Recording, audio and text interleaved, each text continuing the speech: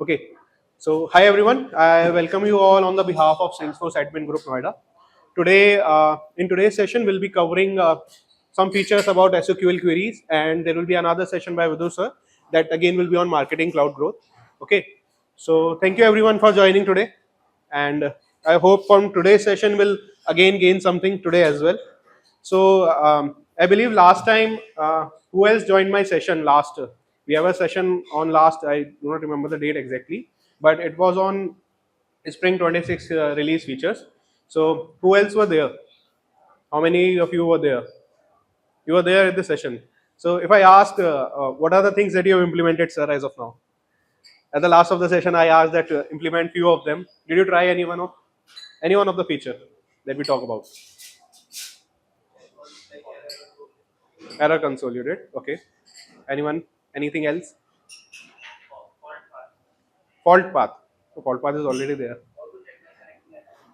Connected app, yeah, it's deprecated one. Okay. Okay. You sir? Anything?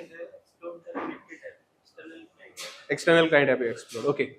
So I believe the last time when we had a session, we talked about Spring 26 release features, that what features that every developer should know. On today's session, we'll be starting off with the SOQL queries. So before starting to that point, I just want to know that how many of you are joined as a developer today? How many of are developer? Okay, mostly I see. I believe there are many developers here. How many of you are as a QA here? QA, BA, Salesforce admin. Anyone? Okay, we have as well. Okay, so for today's session, what I can say is, since we have a majority of developers here, so this session I can say that major of you are using SOQL queries. How many of you have written a SOQL query? How many of us? I think most of us have written a SOQL query anytime in Salesforce environment. So we'll be starting off with the session. Today is for the March meetup. Okay, so today's topic will be SOQL query optimization in Salesforce. You might know, many of you heard about this query optimization, what query optimization is in Salesforce, that this is a very basic thing that we'll be covering. Basically, this topic is a large one. I would say that whenever I start preparing for the topic, I see that there are many modules which needs to be covered, and there are many things that as a developer I can say that there are many things that should be transferred to you all as well, with a proper knowledge, with the proper guidance, I can say. So on the SOQL query optimization, we'll be starting off. So basically, we have written the queries. Everyone here, small one, large one, complex one, everyone here have written a query. So we'll be covering what exactly we are covering with the queries. What is a selective query? So we have a proper agenda for today as well. We'll start about myself definitely. So my name is Manik Mittal. I'm working as a senior Salesforce developer in cloud analogy, and I'm a 6-year certified Salesforce developer. You can reach out to me on the LinkedIn that I mentioned. I'll be here to reply all your queries as well. If you want to ask anything, if you want to connect for future more connections, so I'll be available here. Now coming for the today's session, what will the agenda will be covering? Since I already talked about SOQL queries, what SOQL queries are, and what are the things we're gonna cover in SOQL queries. Now the agenda for today is, now we have a that will be a small session. I will not take up much of your time, but whatever I'll speak here today, I just want to transfer some knowledge. What I have gained so far in weeks to learn about this module, I just want to transfer this about this session within few minutes, or some couple of minutes I'll take of yours. So we'll cover what is SOQL. Definitely, that will be a very basic one. I just want to give you a context of the session, basically, that what we're gonna cover. What is SOQL? Large SOQL queries. So everyone sitting over here might have covered very large organization. We are working with a large organization, large business, which have millions of records in their org. How are we gonna manage that?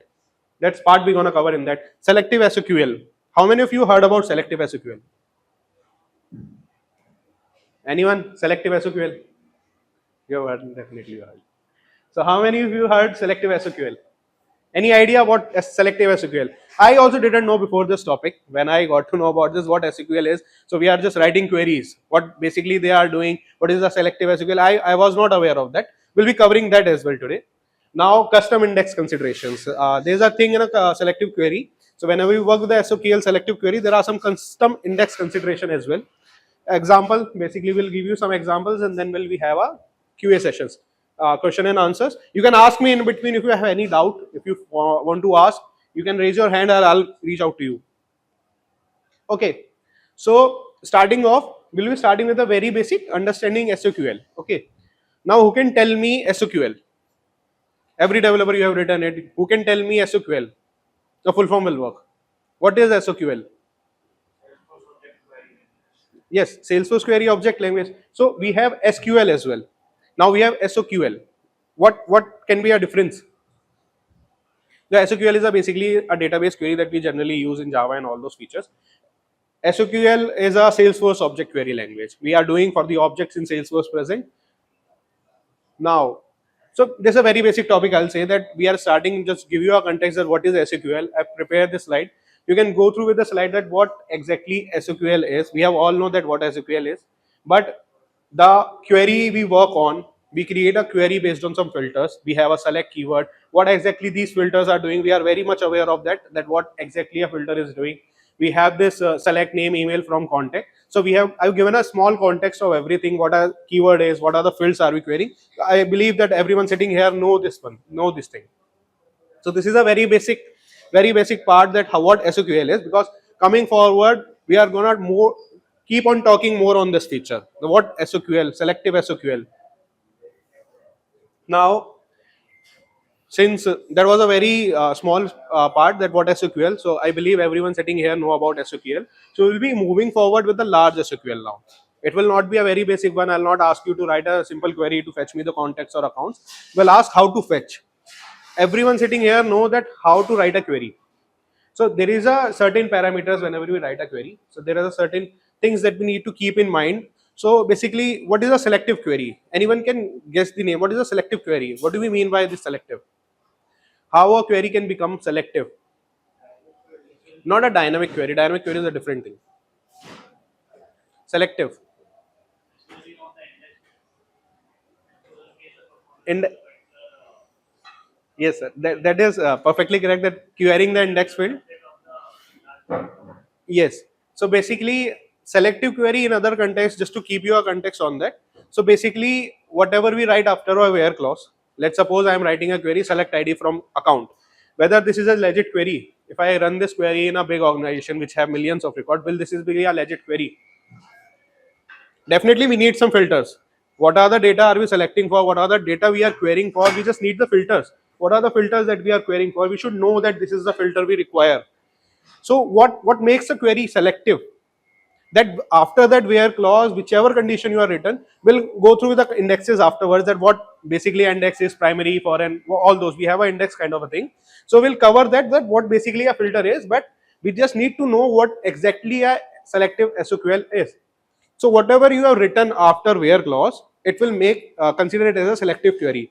So we generally consider limit keyword. We generally use offset, and we have name like, and so many keywords are there which we are using over this SOQL queries. What are those? So I think Chirag sir already know that what indexing is. Anyone else know what indexing are we covering in index SOQL? You know about indexing, okay? Anyone else indexing? Okay. So when we work with, I think, is the code visible for you guys? The code is not visible. Okay, I'll explain you what exactly is. I think the projector screen is not that good. So basically, when we are working with a large SQL queries, what are the consideration we need to keep in mind? Well, let's suppose if I generally say to you, fetch me the accounts which are present in the org. So how do we practice that? We generally make a list.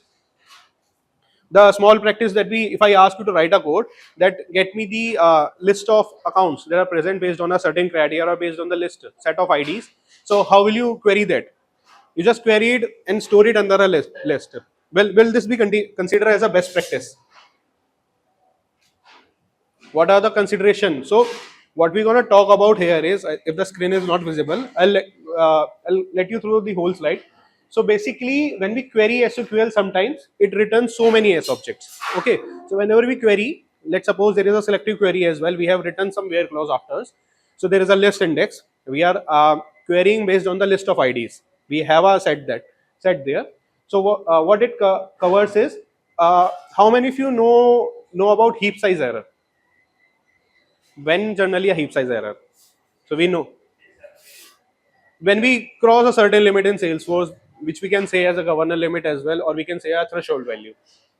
So heap size error. So generally when this heap size error is come, let's suppose if I take an example in Salesforce perspective, I am writing a trigger.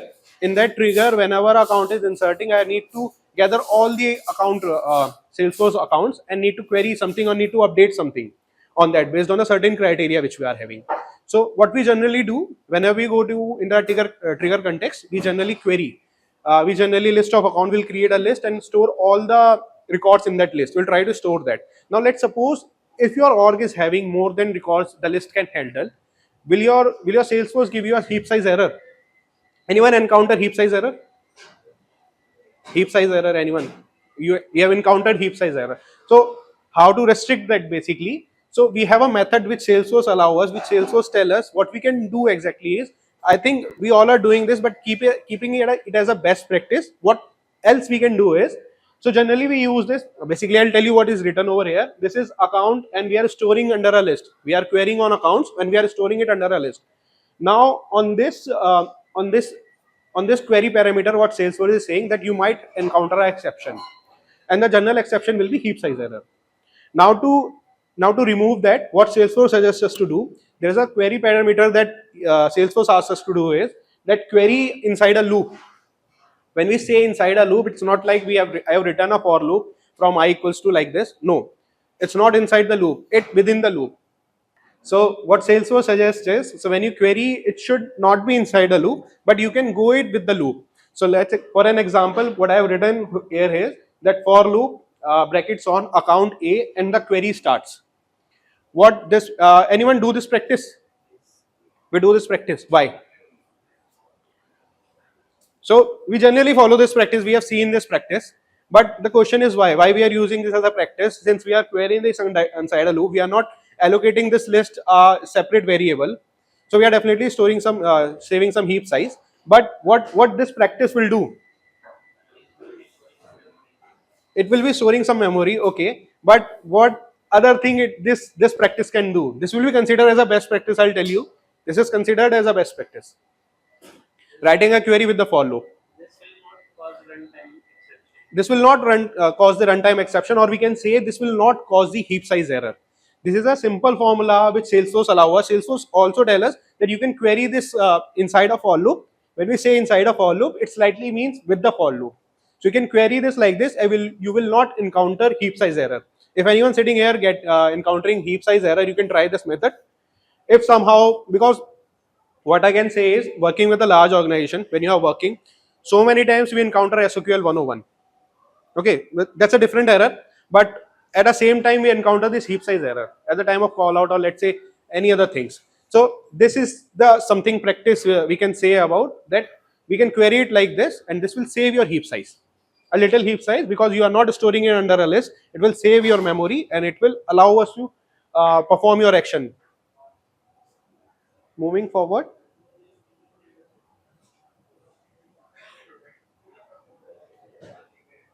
Okay, so there is a small picture way of diagram to explaining that what exactly we are talking about. That when we use the SOQL query within the for loop, it reduces the possibility of reaching the heap size.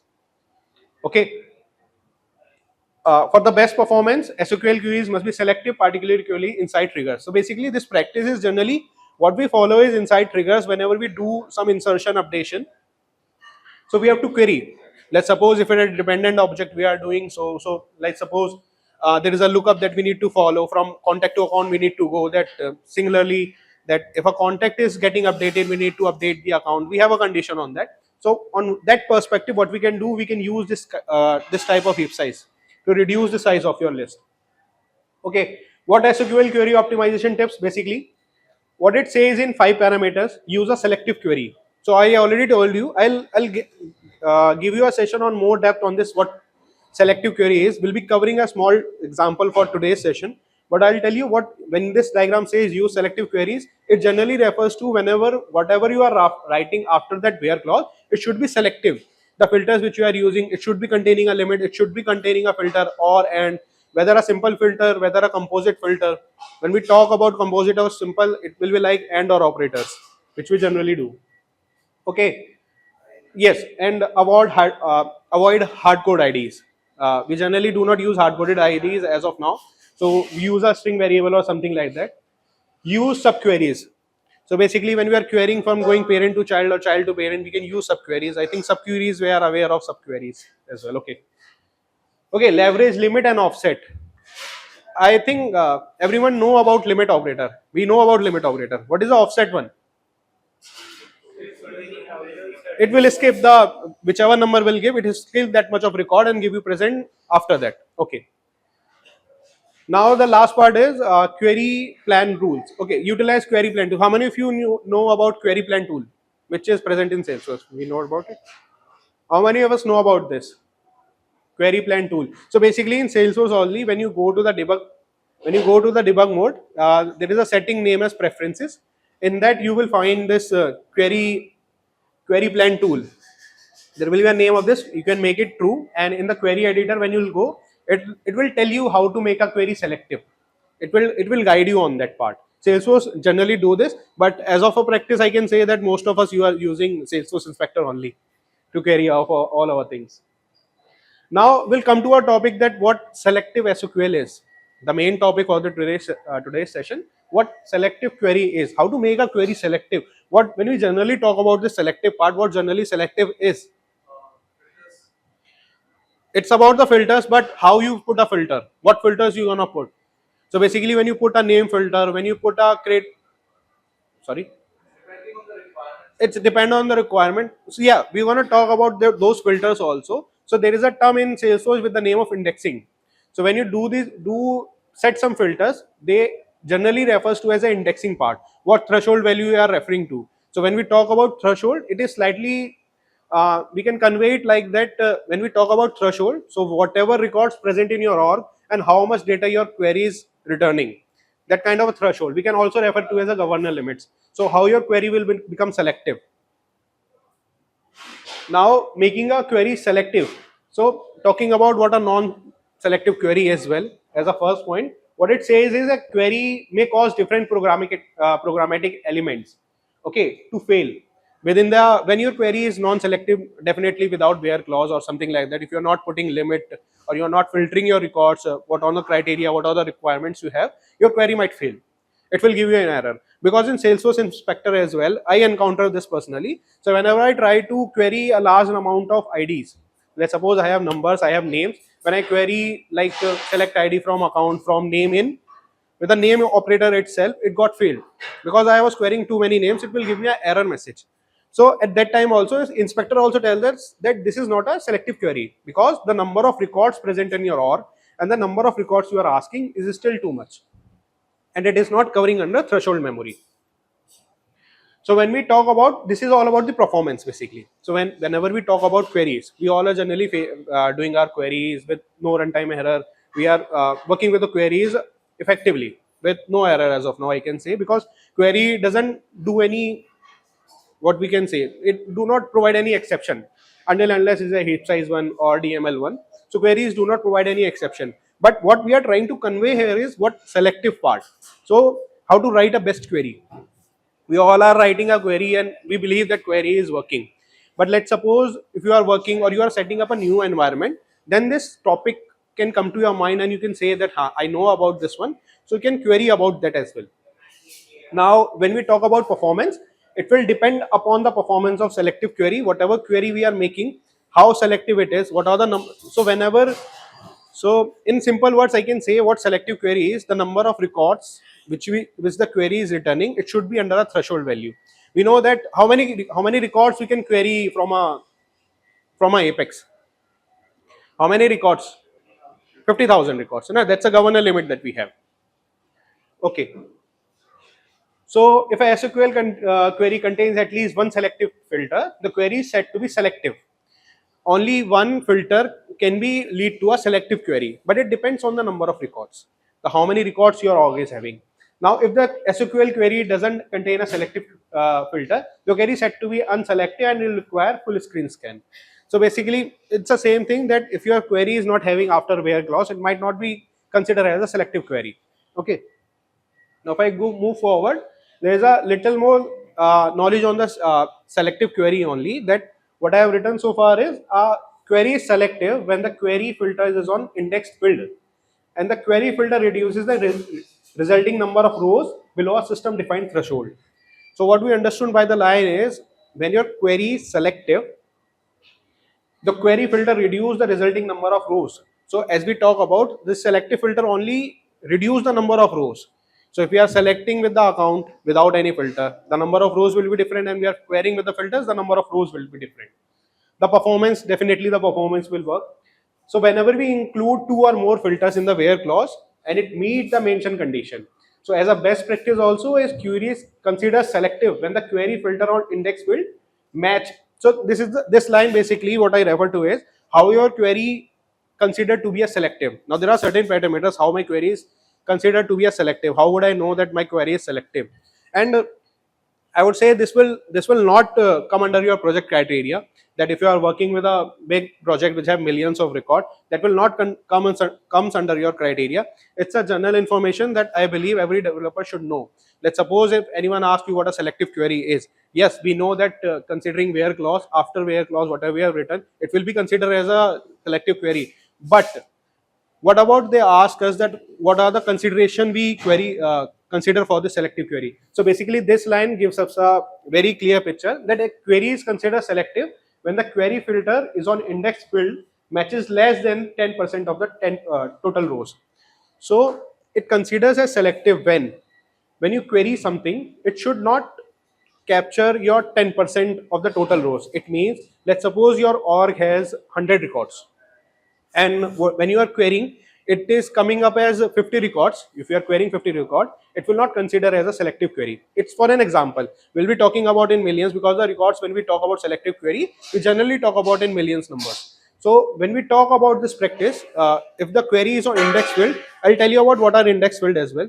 So if your query is on index field and your query is returning 10% of the total data of your Salesforce, it will be considered as a selective query. Now let's suppose for an example, if I'm having 100 records and my query is returning me 10 records, my query will be considered as a selective query. Now how to make that query as a selective? We'll be considering those index field.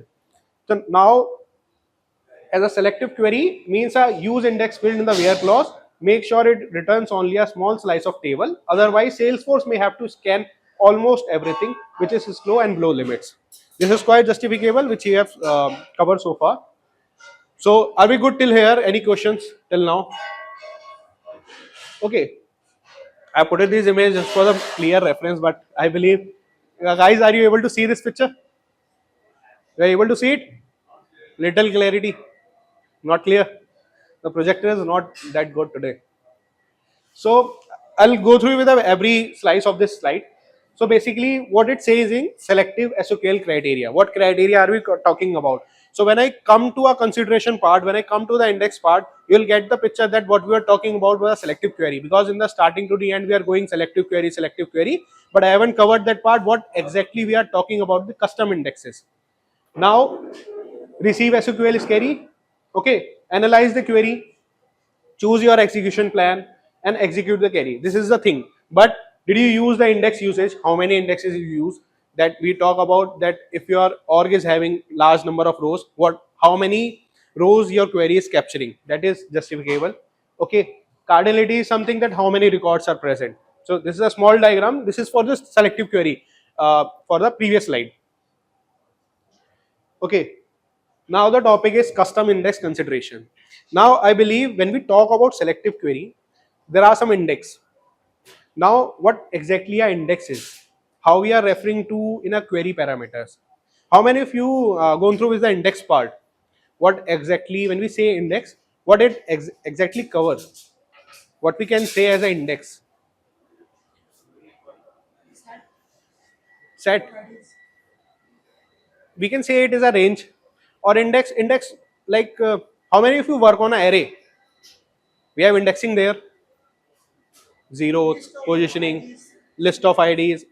Basically, when we talk about this custom index, so basically as part of a query, which we are writing in a Salesforce, so these custom index, you'll get to know that what is in Salesforce as well. We have primary key, we have foreign key, we have timestamp keys. So basically how they are useful. So whenever you do a coming future query, you will consider these index as well, that this is kind of an index. Now, the following fields are indexed by default. So in Salesforce, whenever we do about custom index, so what are the fields are we covering in this custom index are? So we have a primary key, we have a foreign key, we have a audit dates, we have record type, and we have custom fields as well, which are considered as external ID and unique IDs. Now, talking about more on the custom index consideration for selective SOQL. So when we put a filter after a where clause, so whichever we write, it comes under an index. On what fields we are indexing. If the field is a primary index, if the field is a foreign index, that this is a consideration that we follow. Now, what are the primary keys? Definitely, ID will be the one. ID is a primary key to fetch any of the record. If you have the ID, you can query it. Okay. If you have the name is also considered as a index part. Is a primary one. Generally, name equals to, not like operator, name equals to, which we are used. Name in will not be a custom index.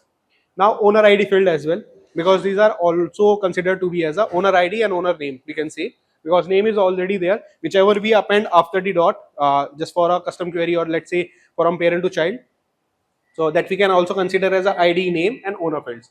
Now foreign keys will come as a lookup or master details. So I think we are very well aware of the lookup and master detail. I do not have to go under that part. So primary keys, foreign keys are there. Audit dates, basically for the custom index, by default, audit dates, created date, and system mode stems that we have, that created date equals to this year or something like that. This we consider as a audit dates.